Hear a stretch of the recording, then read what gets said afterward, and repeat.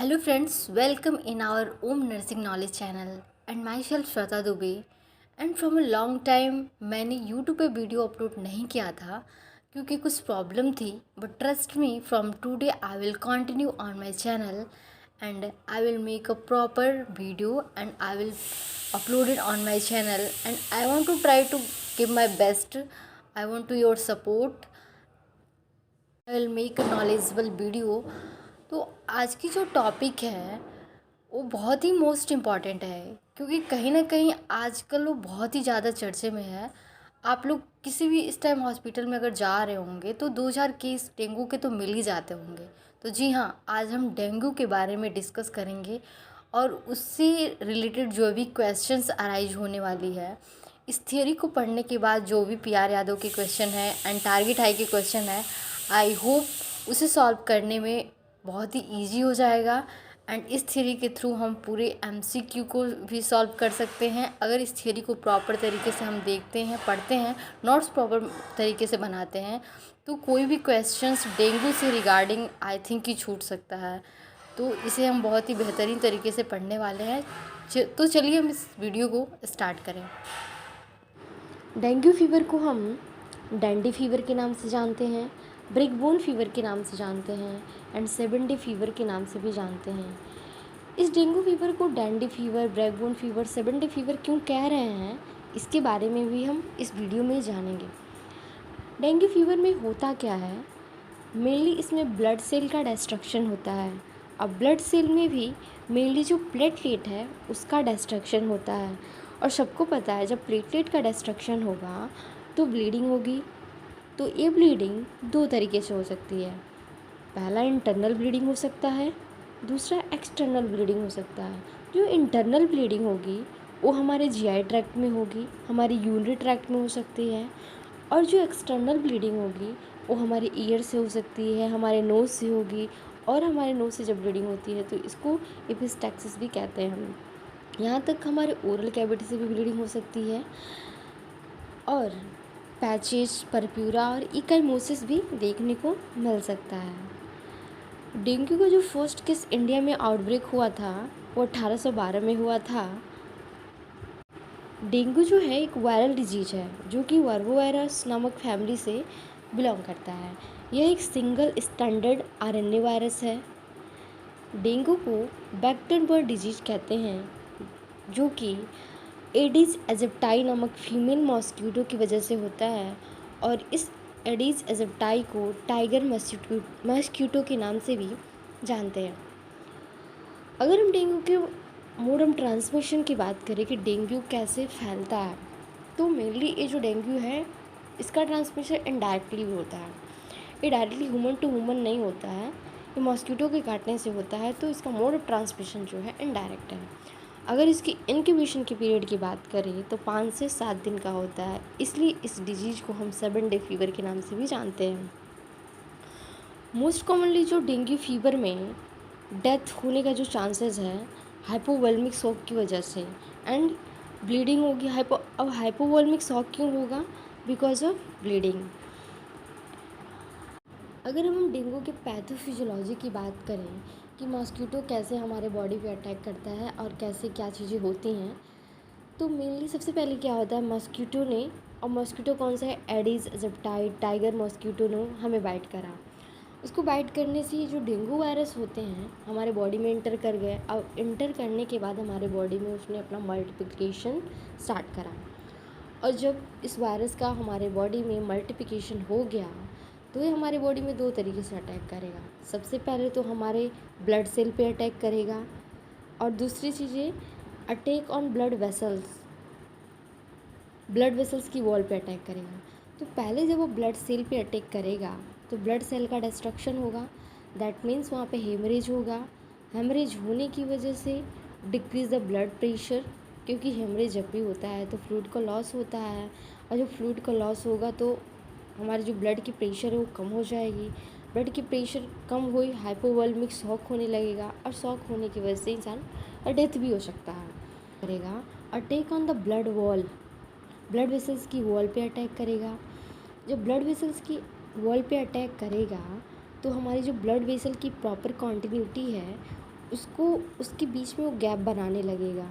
तो हम कह सकते हैं कि इंक्रीज़ द आयोनिक गैप, क्योंकि हमारे ब्लड वेसल्स की जो वॉल है आयन से ही मिलके बनी है। अब जो इसके बीच में गैप हो जाने की वजह से जो ब्लड वेसल्स के अंदर जो प्लाज्मा है उसका बाहर की तरफ लीकेज होने लगेगा। जब प्लाज्मा बाहर आएगा तो हमारी ब्लड की वॉल्यूम कम होगी। ब्लड की वॉल्यूम कम होने की वजह से ब्लड प्रेशर कम होगा और फिर एट लास्ट में हाइपोवोलेमिया होगा, हाइपोवोलेमिक शॉक हो जाएगा और पेशेंट का डेथ होने के भी चांसेस हैं। तो ये रही हमारी पैथोफिजियोलॉजी। अब हम बात करेंगे sign and symptom of dengue. तो डेंगू में मेनली ट्राइफेजिक सिम्टम देखने को मिलते हैं। पहला जो स्टेज होता है, पहली स्टेज में डेंगू फीवर पहला है, सेकंड स्टेज है dengue haemorrhagic fever and third है dengue shock syndrome. Dengue fever में क्या होगा, इसमें हाई ग्रेड फीवर रहेंगे, ब्रेक बोन फीवर भी देखने को मिलेगा। जब किसी पर्सन को फीवर रहता है तो ट्रैकीकार्डिया, ट्रैकीपनिया भी देखने को मिलता है। मसल्स में सीवियर पेन होगा जिसे मायोजिया कहते हैं। नोजिया एंड वॉमिटिंग रहेगा। और अगर ये फीवर लॉन्ग टर्म से है तो it may causes the febrile seizure. जो नेक्स्ट इसका स्टेज है डेंगू हेमरेजिक फीवर।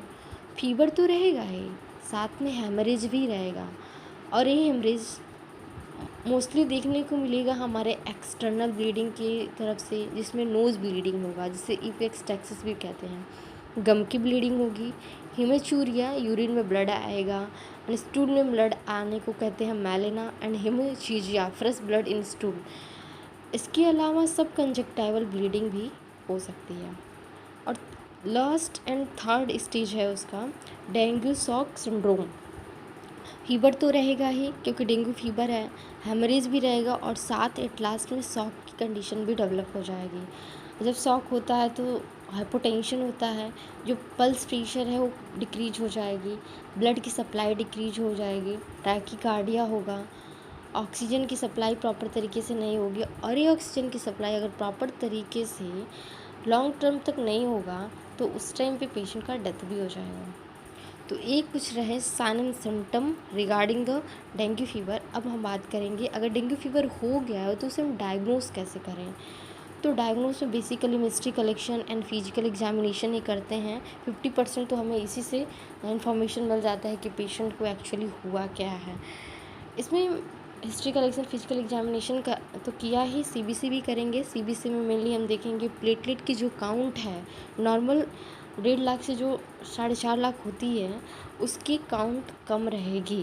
और इसमें एक मोस्ट इम्पॉर्टेंट टेस्ट भी करते हैं हम, टर्निक्वेंट टेस्ट। इसमें टर्निक्वेंट को पेशेंट के अपर आर्म में लाइगेट करते हैं, मतलब बांध देते हैं। बांधने के बाद में उससे प्रेशर को इन्फ्लेट करते हैं। प्रेशर बढ़ने की वजह से माइक्रो ब्लड वेसल्स जो होती हैं वो रप्चर हो जाती हैं और जब रप्चर हो जाएंगी तो रेड स्पॉट देखने को मिलेगा। अब ये जो माइक्रो ब्लड वेसल्स है वो रप्चर क्यों हुई, क्योंकि प्लेटलेट का अमाउंट हमारे बॉडी में कम है और प्लेटलेट के अमाउंट कम होने की वजह से वहाँ पे ब्लीडिंग हो गई है। और ये ब्लीडिंग 3 तरीके से, रेड स्पॉट जो है 3 तरीके से देखने को मिल सकता है। पैची, जैसा कि आप इस पिक्चर में देख रहे होंगे, पिन पॉइंट ब्लीडिंग देखने को मिलती है। अब यही पैची जो है एक बड़ा रूप ले लेती है तो इसको परप्यूरा कहते हैं, जो कि आप देख सकते हैं। एंड इकाइमोसिस का मतलब ब्लूइश डिस्कलरेशन हो जाता है हमारी किसी पर्टिकुलर बॉडी के अंदर। और इसमें मोस्ट इम्पॉर्टेंट एक साइन देखने को मिलता है डेंगू फीवर में, हरमान साइन। ये हरमान साइन जो है और कुछ नहीं है, ये रेड स्पॉट ड्यूरिंग जो टर्निक्वेंट टेस्ट के टाइम पे जो रेड स्पॉट हो रही है इसी को ही हरमान साइन के नाम से जानते हैं। डेंगू के अलावा अगर हम किसी अदर डिजीज़ कंडीशन में बात करें कि उसमें क्या क्या साइन देखने को मिलता है, तो डीबीटी आपने सुना होगा, डी वेन थ्रोम्बोसिस, उसमें मेनली ह्यूमन साइन देखने को मिलता है। मलेरिया में कोल्ड, हॉट एंड स्वेटिंग देखने को मिलती है। डेंगू में हरमान साइन बताया है एंड टाइफाइड में रोज स्पॉट देखने को मिलते हैं। अब हम बात करेंगे कि how to treat the dengue. तो डेंगू को हम ट्रीट तो कर नहीं सकते, उसका प्रिवेंशन ही करेंगे। जो भी उसका मोड ऑफ ट्रांसमिशन है जिसके थ्रू वो फैल रहा था उसको इनहिबिट करेंगे। एंड इसके अलावा हम उसका सिम्टोमेटिक ट्रीटमेंट भी कर सकते हैं। सिम्टोमेटिक ट्रीटमेंट में हम सबसे पहले पेशेंट को फ्लूइड लॉस हुई है तो उसको फ्लूइड देंगे, इंट्रावेनसली फ्लूइड देंगे, मेनली आरएल को देते हैं। उसके अलावा कोकोनट वाटर दे सकते हैं। और पेशेंट को फीवर है तो पीसीएम देंगे। प्रॉपर पेशेंट को रेस्ट प्रोवाइड करना है। Dengue is not preventable, it is a curable. तो इसमें पेशेंट को हम फ्रेश फ्रोजन प्लाज्मा देंगे, क्योंकि इसमें प्लाज्मा का लेवल कम है तो उससे हम प्लाज्मा देंगे। इसके अलावा हम पेशेंट को प्लेटलेट ट्रांसफ्यूजन करा सकते हैं। Prevent from the injury, patient को कोई इंजरी ना हो, अगर इंजरी होगी तो ब्लीडिंग होगी, तो इसलिए हम इंजरी से प्रिवेंट करेंगे। और पेशेंट के अंदर कोई भी ऐसा प्रोसीजर नहीं करेंगे जिसकी वजह से ब्लीडिंग हो, तो कोई भी इन्वेजन प्रोसीजर भी नहीं करना है। और एक बात मोस्ट इम्पॉर्टेंट थिंग, पेशेंट में एस्पिरिन नहीं देना है। ये रे सिंड्रोम तो कॉज कराएगा ही, साथ में ये एंटी प्लेटलेट ड्रग है। और पहले से ही हमारे बॉडी में डेंगू वाले पेशेंट में प्लेटलेट का लेवल कम है, और ये एंटी प्लेटलेट देने की वजह से हमारी प्लेटलेट है और ब्रेक डाउन होगी, तो इसलिए हम पेशेंट में एस्पिरिन को अवॉइड करते हैं। तो ये रही कुछ बेसिक सी जानकारी डेंगू के रिगार्डिंग। आई होप आपको अच्छा लगा होगा।